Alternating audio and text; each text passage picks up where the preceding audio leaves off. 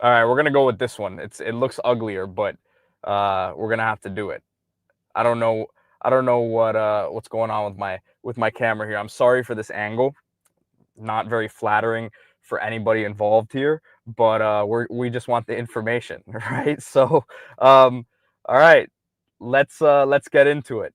Jabari Antoine, someone that I'm going to be, really paying attention to this season, not necessarily like with the games as he's continuing to come back from the knee injury.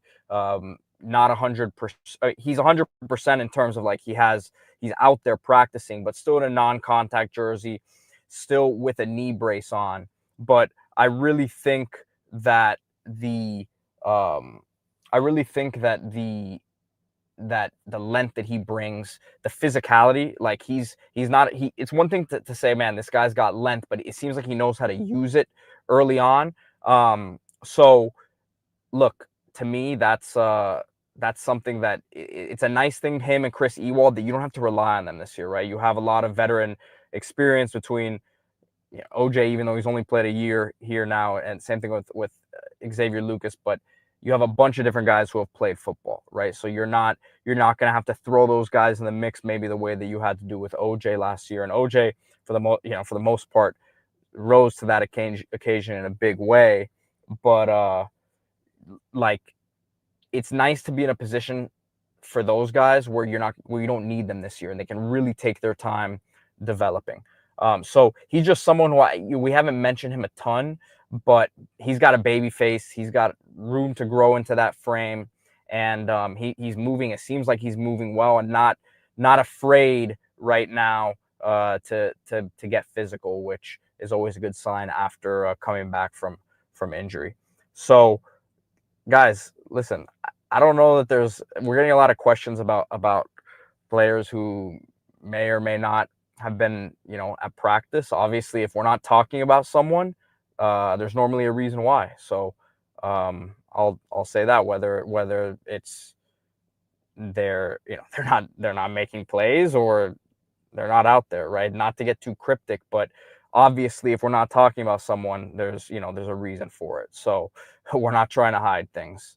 Um, but just continuing to go through these notes here, Luka Gilbert is someone who really he stands out amongst pretty much anywhere he's standing on the field, because he's 6'7", and the way he moves around, as I've noted time and time again, he's not a big stiff out there, but essentially he's no matter where he's at on the field, he looks like he's towering over people, right? And D Money, I don't know if he compared him to Gronk. I think he might have, kind of like with his wingspan. Not going that far just yet, but this is someone who, just with the tight end room in general, I'm starting to feel really, really good about that group as a whole. I think in the springtime, you were looking at, you lost Riley Williams. You didn't have Bauman healthy pretty much most of the spring until the last couple weeks. And then you had Brock Schott and Luka Gilbert there, who as freshmen, excited about their potential in the spring, but I don't think they were there yet. I honestly probably would have slotted Luka Gilbert ahead of Schott, different roles. But at that time, from what I had seen, I was, I've been a big fan of Luka Gilbert. I think Brock Schott, the speed of the game has, it started to catch up for him.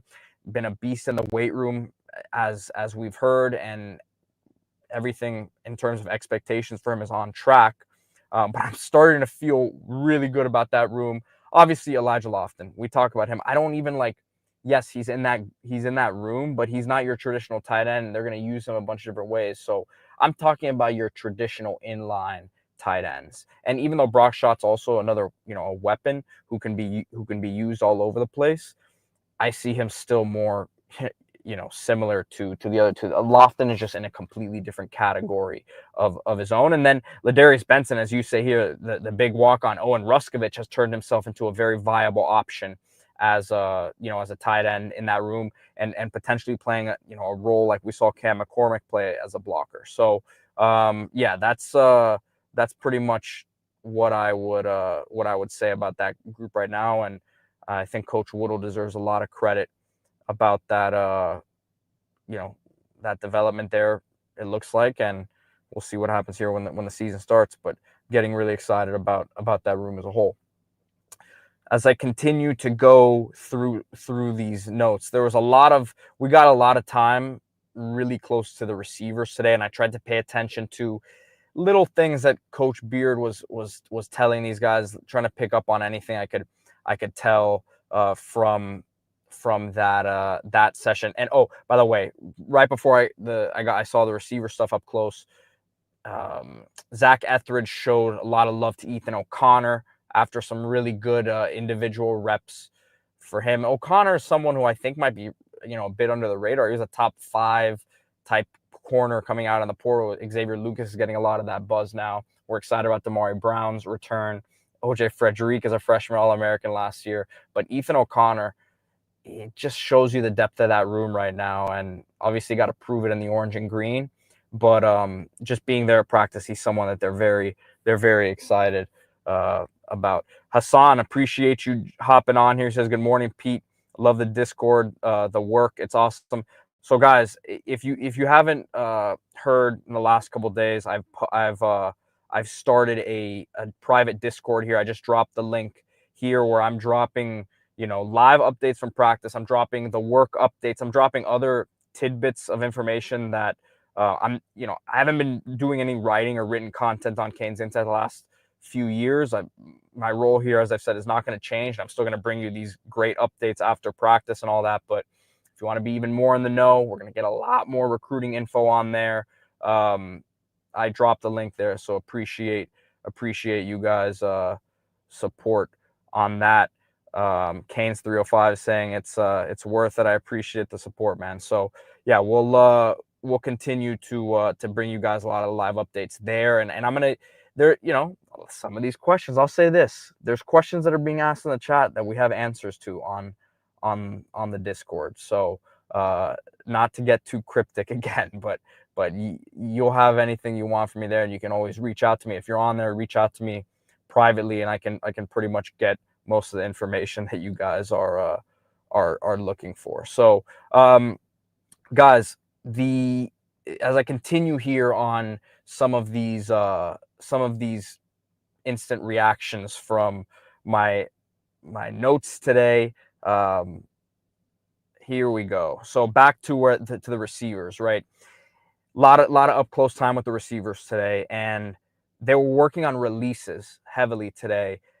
One rep in particular, Coach Beard was telling him that he needed him to attack like his body more, like get closer to his body, as opposed to, I guess he was starting his release a little bit too early. And he had another rep after that where Beard said it was not bad, but you could tell he was looking for more. And I think, look, that's the question that Marion had coming in. All-American kick returner, was a player who we've seen can change a game in that aspect, but hadn't been consistently a real threat as a receiver. We had heard in the spring. Sorry guys, I keep looking up at the camera that I thought that I had to disconnect from earlier today. So let me try to look back into this camera. But he basically, I think that's where there still needs to be more development for Marion in the route running department. And it was evident that Kevin Beard is trying to get more out of in that respect. So that was just something I watched. I think he's still going to be a guy who gets probably 5 to 6 touches a game between the return game, between the offense, right? There's a role for that sort of player, I think. But yeah, I'm just trying to give you guys the what I saw there up close. 3 reps in a row that were progressively better for Josh Moore. Beard wasn't too thrilled after his first rep. And again, this is working on releases off the line of scrimmage. Wasn't too thrilled after the first rep. Second rep, he was much happier. And then after the third rep, gave him the full approval. So that's the learning process for a young guy like that, is the consistency. I've said time and time again with him. Flash-wise, he has gifts that no other receiver on this team has. It's about those consistent reps. You gotta have a consistent release, man. If you're only perfect 1 out of 3 times on those releases, then that's 33%. That only works in baseball, right? That sort of percentage only gets you to the Hall of Fame in baseball, right? You need to be, receiver is such a position of conciseness and technique that if he continues to clean that stuff up, man, he's going to be a big one to deal with. So as we continue to go through here, something he was emphasizing at the latter part of that drill was being dynamic at the top of the route. So not being stagnant. And that was, an interesting comment to me. I also thought it was interesting that the slot receivers were working on in their own group with like their own set of Tony Johnson. Sorry, I don't know why my thing went out there for a second, but Malachi Tony Johnson, and Ray Joseph. And then there was a walk-on receiver also with them. I don't know his name off the top of my head. I mean, I don't have a roster next to me, so I apologize to him. But that was definitely a different set of receivers. Guys, appreciate you hopping on here. Ernest, my boy, how you doing, man? Long time no talk, man. Hope you're doing well, man. Appreciate you for hopping on here. And guys, if you're watching on Twitter, remember we're also on YouTube, so hit that like button there and subscribe to the channel. We go all the time, daily. D Money and I will probably be going on later. No Mike Ryan show today, as normally on Wednesdays. A lot of stuff going on this week for him, so we're gonna reschedule that one. Continuing to go through the updates here. We're not done yet, man. We are on almost a week into practices here, a little over a week into practices, and we still got these 15 to 20 minute reports, man. It's good to see. So they were doing 6-on-6, 7-on-7 work, and there was one play in particular they were working on. So just so you guys know, there was no cameras allowed at practice today. No video allowed at practice. No still shots only. So, and that's because they're getting deeper into the playbook. They're getting more into the installation of certain route combinations that you're going to see in the season. So not to get too much into detail, but when they were getting into that work, right, where there's more physicality, there's more blocking on the outside too, right, especially with the screen game. One play saw Judd. It was a fake screen to CJ Daniels, and he overthrew Malachi Tony on the wheel. It was like, if you guys play, I'll say this, if you guys play the college football game, it was like the fake screen wheel play and up the sideline, and it was a bit overthrown. Malachi couldn't get there. Jacoby Thomas was in position in good coverage. Next play, they went back to the screen itself, and it wasn't just a fake screen. And Tony Johnson had an awesome block. You heard the popping there, and I think that's where with a guy like Tony Johnson, there were some questions. What's this guy going to bring to the table for Miami this year? 48 receptions last year, Cincinnati, but it's that toughness. It's the veteran know-how, and like it was one of the best blocks of the day. Now on the next rep, and we all love Malachi Tony here. We think he's going to be a star. I think he ends up really being Miami's starting slot by the end of the year. But next rep, same sort of play here. Charles Brantley slipped Malachi Tony's block, got into the backfield. It was supposed to be a little bubble screen there, and he slipped the block. He got around it and Brantley made the play. It's not a full tackling drill, but would have stopped him there. So again, I highlight the stuff with Josh Moore and Malachi Tony to note that we are pumped about these guys, and they're going to be absolute stars at Miami. But when people ask, hey, why isn't this guy the starter right away, or why don't you just play the freshman? It's these little details that I try to make note of them, and I only know so much. I'm not being an arrogant person. I didn't play the game at a high level, so I can't sit on here and tell you, man, I saw this, and this is, you take this to the bank in terms of like, this guy's this and this guy's that. We don't know what's happening in the grand scheme of each drill, but I can tell you this: the coaches are there every day in practice, seeing the little things, seeing the little reps, and they understand what's holding certain guys back.